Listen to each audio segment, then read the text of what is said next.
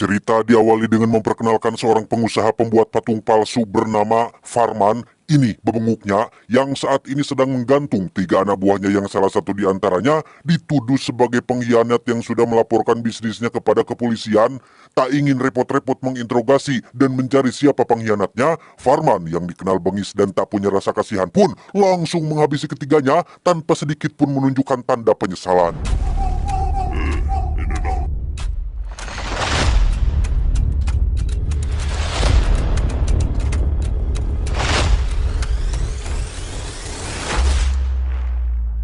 Dan kisah akan berfokus pada seorang pria parubaya atau lebih tepatnya seorang kakek keren bernama Mutu Velpandian. Kita panggil saja Mutu, kakek Mutu. Sama seperti kakek-kakek konvensional pada umumnya, Mutu menikmati masa tuanya dengan bermain bersama sang cucu dan tampak sangat menikmati momen itu. Action, sir. वो कैसे? Sejenak kita beralih dulu pada seorang polisi muda bernama Arjun yang tiada lain adalah putra sematawayang Mutu. Saat ini Arjun sedang menemui seseorang bernama Senu yang diduga menjadi orang kepercayaan Farman dalam pengiriman patung palsu, yang pada intinya kedatangan Arjun ke sini adalah untuk menyelidiki kasus pembuatan palsu ini yang memang sejak 5 tahun terakhir ini tidak ada satupun polisi yang berani melakukannya. Biasa, इतने आसानी से बता दूं तो हड्डियां कीर्तन करेंगी.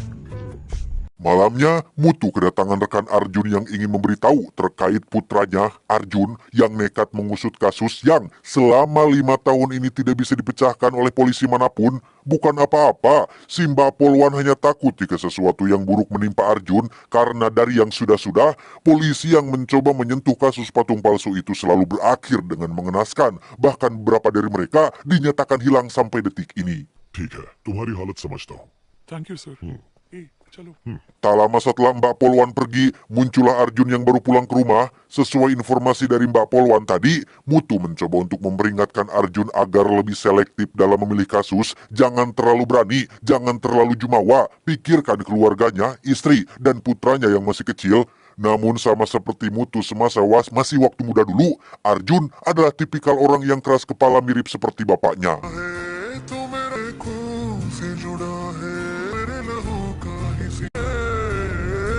Tepat di hari libur, Mutu dan keluarga pun pergi jalan-jalan bersama istri, putra, menantu, dan cucu kesayangannya.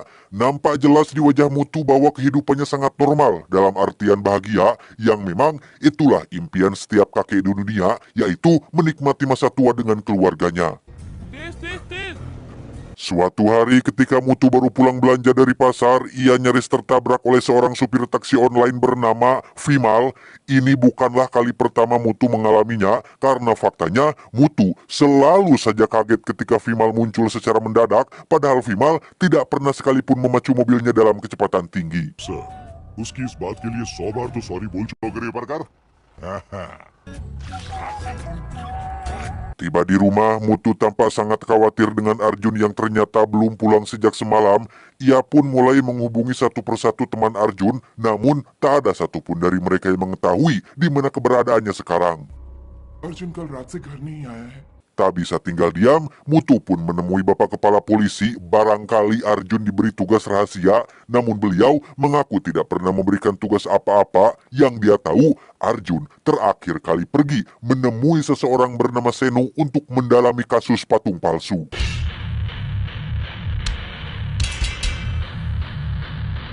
Tak buang waktu, Mutu langsung menemui Senu di tempat usahanya. Sama seperti Bapak Kepala Polisi, Senu mengaku tidak tahu di mana Arjun. Terakhir mereka bertemu hanya mengobrol sebentar terkait Arjun yang sedang menyelidiki kasus patung palsu. Selebihnya, Senu tidak tahu apa-apa lagi, sehingga kembali Mutu harus pulang dengan tangan kosong.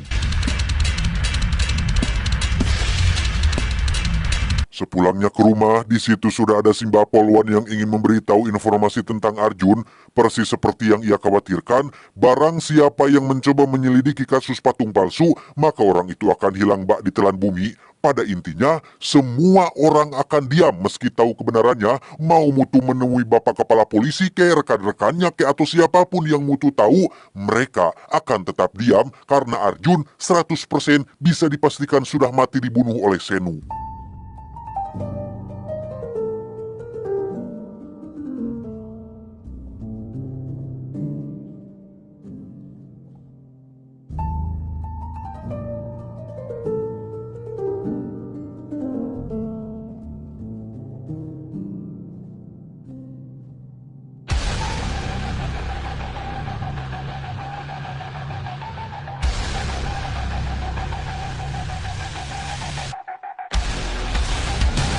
Dan ya, tak terima putra semata wayangnya mati, Mutu perlahan-lahan mulai menunjukkan siapa dia sebenarnya.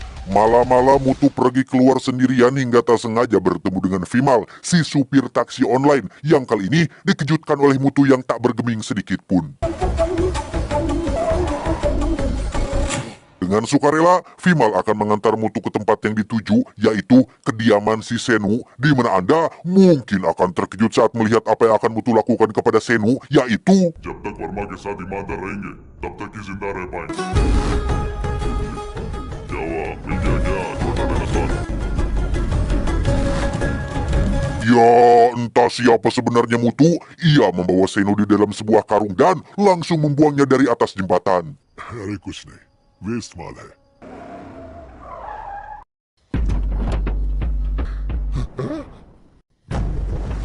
Vimal yang di awal bersikap pelontong pun kini menjadi seperti ayam sayur karena sudah terlanjur ikut terlibat. Vimal tidak bisa apa-apa kecuali menutup mulutnya dan melakukan apapun yang Mutu perintahkan.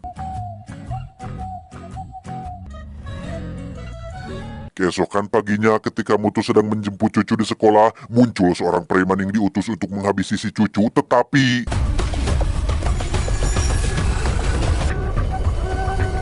ya, Mutu berhasil menyelamatkan cucunya dan langsung menerima telepon dari seseorang yang menjadi dalang di balik kejadian barusan. Siapa lagi jika bukan Farman, sang bos patung palsu yang mengancam akan terus meneror keluarganya gara-gara aksi Mutu yang sudah membunuh Senu. ये मांडिया, कुछ रापचिक लगा?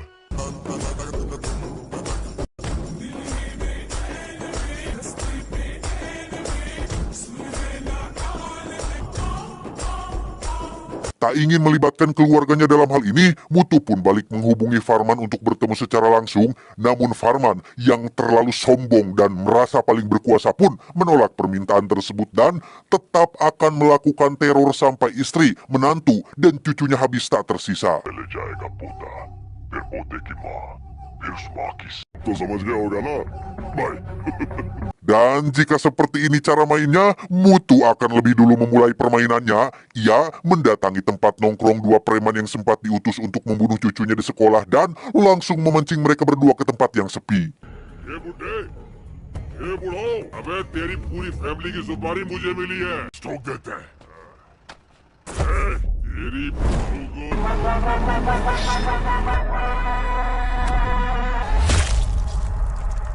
Ya, satu preman pun mau terpenggal, sementara yang satu lagi dibuat ketakutan setengah mati sampai akhirnya masih belum diketahui siapa sebenarnya Mutu, namun demi menemukan sosok Farman, Mutu jelas harus mencari cara untuk mengamankan keluarganya. Ia mendatangi kenalannya yang merupakan seorang dokter rumah sakit agar mau menampung keluarganya untuk beberapa hari ke depan. उनको जो mental illness है वो एकदम अजीब है, यहीं रुककर सीखना होगा। Satu masalah sudah beres, kini Mutu akan pergi keluar kota untuk menemui kenalannya yang lain, yaitu seorang bos penyedia jasa keamanan dan pengawalan. Yang setibanya Mutu di sana, ia tiba-tiba dicegat oleh seorang penjaga yang belum tahu siapa sosok yang sedang ia todong. को जानता है?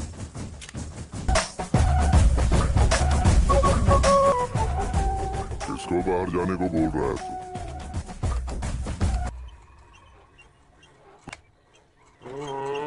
Dan inilah bos penyedia jasa keamanan dan pengawalan yang tampak sangat senang dengan kedatangan Mutu di kediamannya. Entah seberapa pentingkah Mutu di kehidupan si bos atau apa yang sudah Mutu lakukan kepada si bos di masa lalu, Mutu langsung mengutarakan niatnya, yaitu untuk meminta sedikit bantuan terkait sesuatu.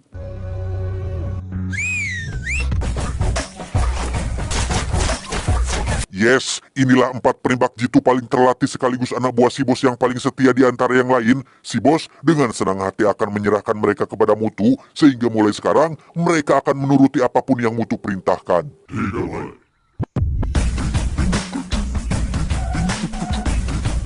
Berdasarkan informasi akurat dari jaringan luasnya, Mutu bisa dengan mudah menemukan seorang pemuda yang merupakan mantan anak buahnya si Senu. Mutu langsung menginterogasinya untuk mengetahui di mana Farman berada termasuk markas pembuatan patung palsunya. Tapi rupanya Farman sangat rapi dalam menjaga kerahasiaan bisnis ilegalnya dan si pemuda taunya hanyalah jalur yang sering dilewati truk-truk pembawa patung palsunya.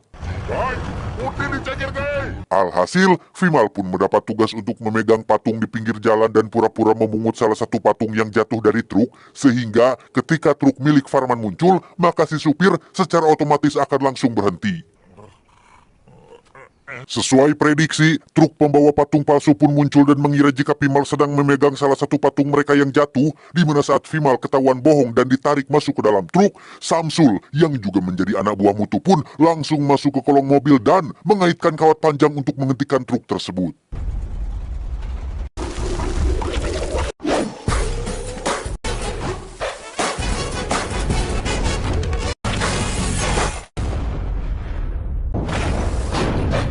Dan ya, Mutu berhasil mendapatkan satu truk milik Farman, di mana Farman sendiri terlihat berada di rumah sakit untuk menyatroni keluarga Mutu. Entah dari mana ia tahu keluarga Mutu ada di sana, Farman dengan cepat menghubungi Mutu dan mengancam akan menghabisi keluarganya. लेकिन तूने मेरे को हर्ट किया ना। Tepat saat Farman dan anak buah sudah berada di depan pintu, Mutu tiba-tiba memperlihatkan salah satu patung paling berharga milik Farman, sehingga alih-alih akan menyatroni keluarga Mutu, Farman justru harus pasrah ketika ia disuruh menjadi gembel dan meminta uang 10 rupiah kepada keluarganya.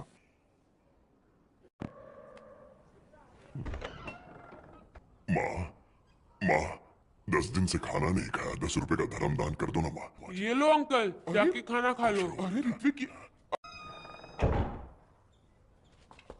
Berlokasi di tanah luas, Mutu dan Farman pun melakukan pertemuan untuk membuat sebuah kesepakatan. Mutu berjanji tidak akan mengganggu bisnisnya lagi, asalkan Farman mau komitmen untuk menghentikan kegilaannya dan jangan pernah ada niatan untuk menyentuh keluarganya lagi. अरे क्या वर्मा, वो अपना मजाक उड़ा रहे और तू first time अपने को किसी ने ब्लैकमेल किया है। Dan dasar orang jahat, Farman tampaknya masih bersikeras untuk menghabisi Mutu dan keluarga. Kali ini, Farman meminta bantuan pada salah satu kenalannya untuk mengirim beberapa pembunuh bayaran untuk menghabisi Mutu dan keluarga di kediamannya. Mutu sendiri tampaknya sudah bisa memprediksi rencana Farman. Hal itu terlihat dari bagaimana ia membuka semua jendela rumah, memindahkan sang cucu ke tempat aman dan membangunkan istri dan menantunya untuk duduk bersamanya.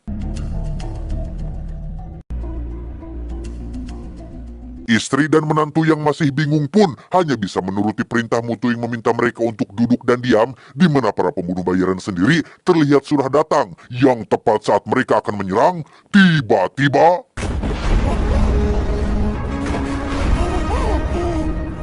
जो होना है वही। ya, keempat penembak jitu ternyata sudah berada dalam posisi. Mereka rupanya terus menjaga rumah ini selama 24 jam non-stop, sehingga tamatlah riwayat para pembunuh bayaran ini.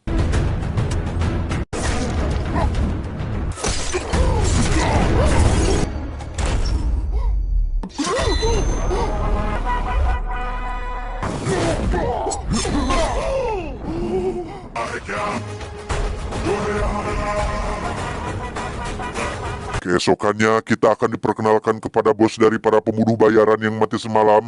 Beliau bernama, kita panggil saja Jackie, seorang pebisnis yang bergelut di dunia bahan peledak dan juga menyewakan jasa pembunuh bayaran. Saat Farman menelepon untuk komplain terkait anak buahnya yang gagal membunuh Mutu, Jackie pun langsung menjawab. अगर बोला होता वो है तो मैं आदमी बेचता ही नहीं। Farman malah menyalahkan Jackie tentang anak buahnya yang masih amatiran, sehingga Farman dengan sombongnya berkata jika saat ini ia sudah mendapatkan sekitar 100 orang preman dari kenalannya yang lain, di mana Jackie langsung bertanya, apa kau yakin mereka datang untuk membantumu? सिर्फ पुलिस वाले के बाप को देख रहा है, जो तूने नहीं देखा वो मैं देख। Sejenak kita akan dibawa flashback 15 tahun yang lalu di sebuah penjara paling ketat di India, di mana Anda semua yang menonton mungkin akan sangat dibuat terkejut saat mengetahui jika Mutu adalah seorang kepala penjara dengan nama julukan Tiger yang dikenal sangat kejam dan ditakuti oleh semua orang.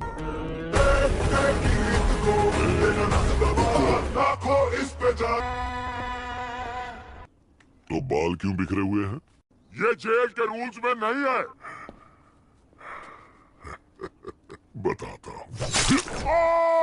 Secara kebetulan saat itu ada narapidana baru dari kalangan pejabat yang dengan songongnya menantang Mutu alias Tiger dengan mengancam akan menghubungi teman-temannya di pemerintahan untuk mengirim beberapa pasukan agar datang ke penjara ini, di mana Tiger justru malah memberinya ponsel untuk si pejabat segera melakukannya dan... railway फाटक पे और आधा घंटा लगेगा, पहुंचते ही फोन करता हूँ।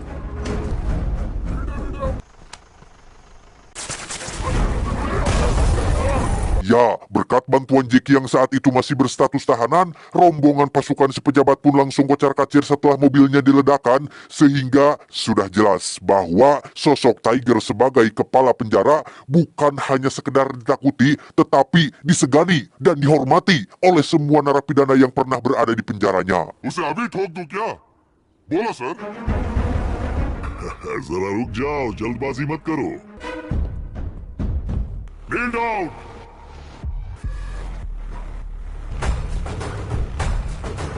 Terlambat bagi Farman menyadari hal ini karena 100 orang preman yang ia kira akan bekerja untuknya kenyataannya berada di pihak Tiger yang saat ini baru tiba di tempat tersebut.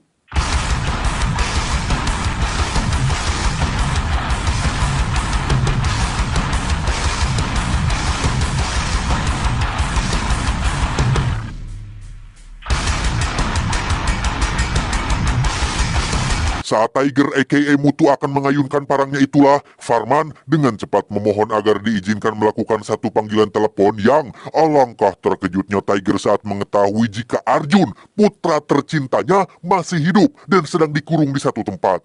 पापा मैं अभी कहाँ हूँ अर्जुन? ये अभी तक तो जिंदा है।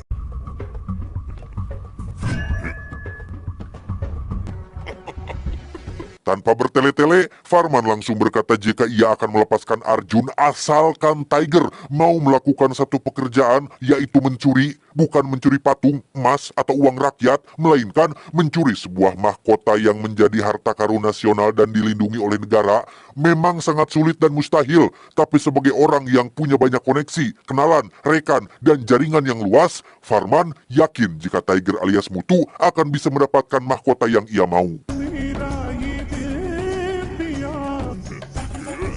Berkat salah satu koneksinya di pemerintahan, Tiger berhasil mendapatkan informasi terkait siapa saja yang punya akses masuk ke dalam kuil tempat mahkota itu disimpan.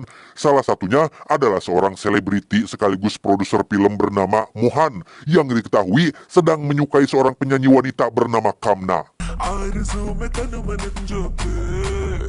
Mohan punya manajer bernama Balu yang dipercaya untuk mewakilinya dalam setiap langkah PDKT kepada Kamna. Namun masalahnya adalah Kamna justru malah menyukai Balu, begitupun sebaliknya, sehingga mereka berdua diam-diam pacaran tanpa Mohan mengetahui akan hal ini.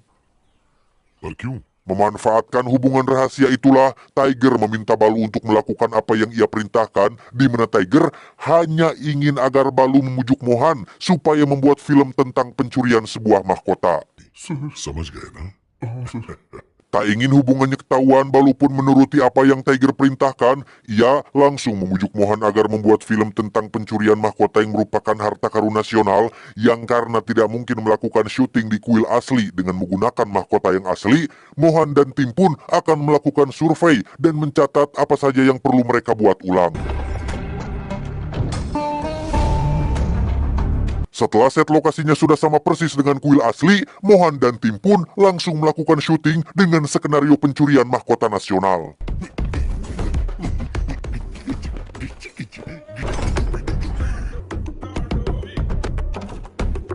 Tanpa Mohan dan tim sadari, Tiger memanfaatkan rekaman syuting itu untuk mengelabui pihak keamanan mahkota. Tiger menyewa seorang hacker untuk mengganti tampilan CCTV kuil dengan rekaman syuting si Mohan, sehingga para polisi yang tidak tahu tentang film terbaru Mohan pun akan mengira jika Mohan secara ilegal telah masuk ke dalam kuil dan mencoba mencuri mahkota tersebut. Hello emergency. Alhasil, Mohan pun didatangi polisi terkait rekaman video itu, di mana Mohan langsung menjelaskan jika itu hanyalah syuting film dengan set lokasi yang dibuat ulang, dan ia sama sekali tidak ada kepikiran untuk benar-benar mencurinya. Yang bandir ke original CCTV footage. Karena ada indikasi yang cukup mencurigakan, para polisi pun akan tetap memeriksa Mohan, termasuk berencana untuk memindahkan mahkota yang asli ke tempat yang lebih aman, demi untuk mencegah adanya hal-hal yang tidak diinginkan. Itu iya bakal. Beralih ke tempat lain, kita akan diperkenalkan pada seorang pebisnis senjata api bernama Matthew. Ia terlihat sedang mengeksekusi 3 anak buahnya yang dianggap pengkhianat, sampai muncul Tiger yang datang mengunjunginya. Kemarahan dan kekejaman Matthew pun seketika melunak dan langsung pergi ke depan untuk menemuinya. Sir, Matthew, kita tidak ambil nama. Bukan isapan jempol belaka, Tiger memang punya jaringan yang sangat luas dan disegani oleh hampir semua kriminal kelas kakap di India. Kedatangan Tiger menemui Matthew adalah untuk meminta bantuan persenjataan dalam rangka menunjang misi pencurian mahkota yang beberapa hari lagi akan dipindahkan ke tempat aman. Matthew sempat menawarkan solusi cepat untuk masalah ini, yaitu dengan menembak Farman secara langsung oleh para sniper jitu yang sudah ia tempatkan. Namun karena Arjun putranya masih disekap, Tiger tidak bisa melakukannya sekarang. Agar ऐसा किया तो मेरे बेटे की जान जा सकती है. Matthew kembali menawarkan untuk bunuh saja 2 orang utusan Farman yang terus mengikuti Tiger, namun masih dengan alasan yang sama, yaitu tidak mau ambil resiko. Tiger memilih untuk mencuri mahkotanya saja. Dengan bantuan para ahli, Tiger pun mulai menyusun rencana untuk mencuri mahkotanya yang katanya akan dipindahkan menggunakan mobil lapis baja, yang karena proses pemindahan ini akan melibatkan pasukan khusus. Tiger dan anak buah pun harus benar-benar matang dalam melakukan persiapan. Berlokasi di tanah luas Nan Gersang, Tiger dan 4 snipernya pun terlihat sudah siap dalam posisi yang ketika iring-iringan pembawa mahkota muncul, mereka pun langsung melakukan serangan pertama dan...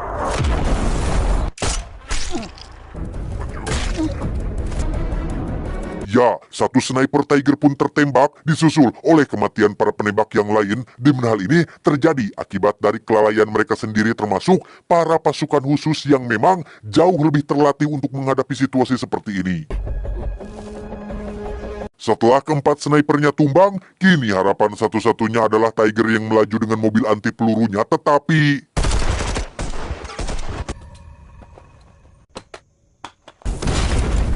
Layaknya John Rambo, Tiger dengan percaya dirinya berjalan di tempat terbuka sambil terus menembakkan senjatanya, yang alhasil para pasukan khusus ini pun tumbang dalam sekejap.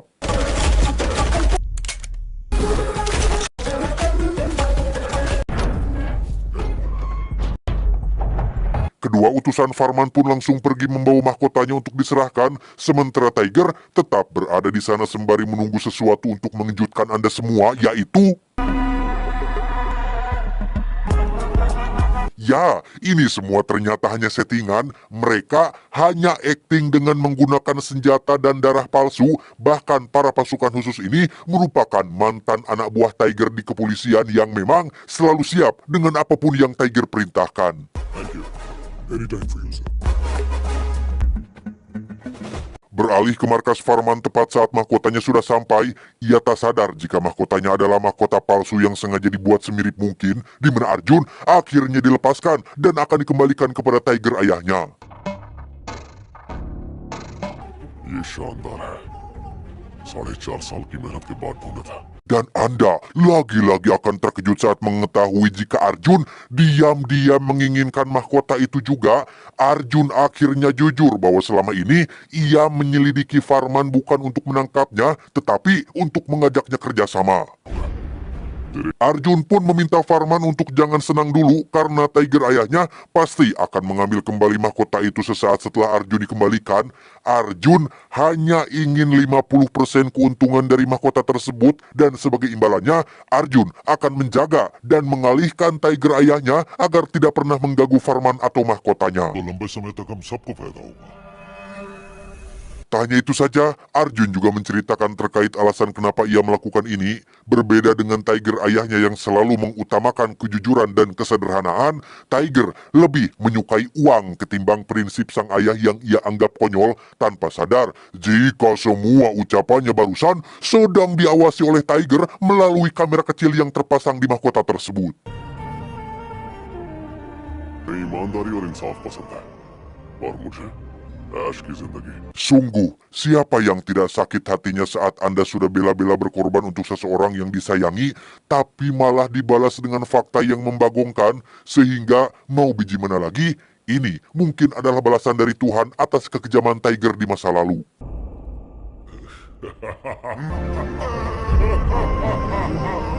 Tak lama, Arjun pun dikembalikan kepada Tiger. Mereka tidak langsung pulang ke rumah dan menemui keluarganya dengan alasan untuk keamanan. Tiger sengaja tidak menarik Arjun terkait rencana busuknya, tetapi memberinya kesempatan untuk mengatakannya sendiri demi melihat kejujurannya. Arjun, आपको कुछ बताना चाहते हो? मैंने आपको सब कुछ तो बता दिया। Di saat yang sama, Farman dan anak buah baru mendapat kabar jika mahkotanya ternyata palsu. Sehingga menyadari Farman akan bertindak brutal, kedua anak buah pun langsung ancang-ancang untuk melakukan pencegahan, tetapi...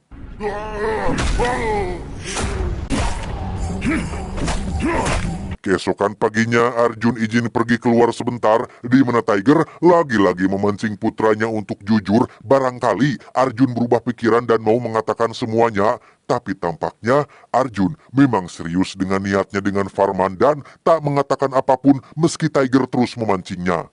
इसे तुम अपने पास रखो। अर्जुन, पापा को कुछ बताना चाहते हो? आपको सब कुछ तो बता दिया।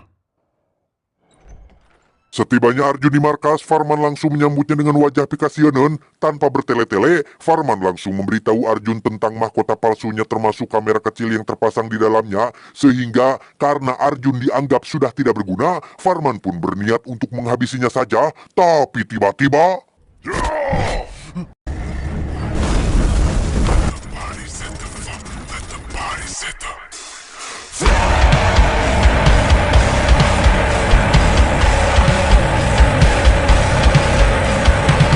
Ya, muncullah Tiger bersama 4 snipernya, di mana Farman akhirnya kena mental saat melihat apa yang bisa Tiger lakukan yang tidak hanya memiliki banyak koneksi, melainkan memang benar-benar punya kemampuan hebat yang tidak bisa ditandingi oleh seluruh anak buahnya.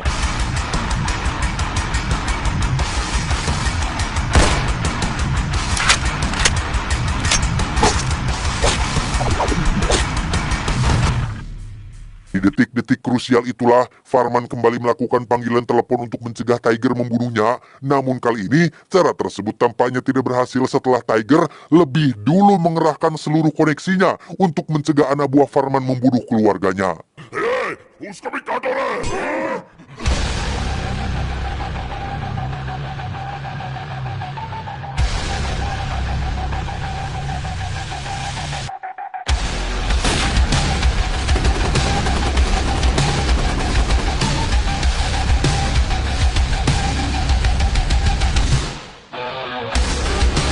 Setelah truk-truk pembawa patung palsunya dihancurkan dan seluruh anak buahnya dibantai habis, kini Farman sudah tidak punya apa-apa lagi untuk menyelamatkan nyawanya sendiri. Yang karena Farman sudah terlalu banyak membuat masalah dan kekacauan, maka Tiger akan menghabisinya dengan cara yang sama seperti yang biasa Farman pakai.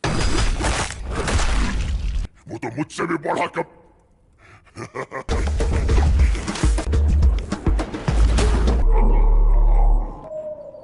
Setelah semuanya selesai, kini Tiger harus mengatasi satu masalah lagi, yaitu tentang Arjun putranya. Tiger kembali memberikan putranya kesempatan dengan memintanya untuk menyerahkan diri ke polisi. Namun apa jawabannya?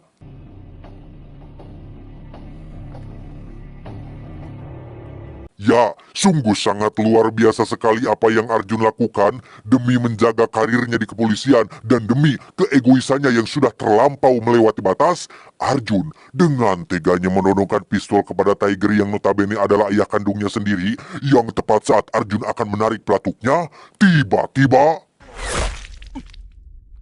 Arjun akhirnya mati setelah ditembak oleh 4 sniper setianya, di mana Tiger sendiri akan menghapus Arjun dari kartu keluarga dan menganggap jika dirinya tidak pernah punya putra yang berdegong seperti si Arjun itu.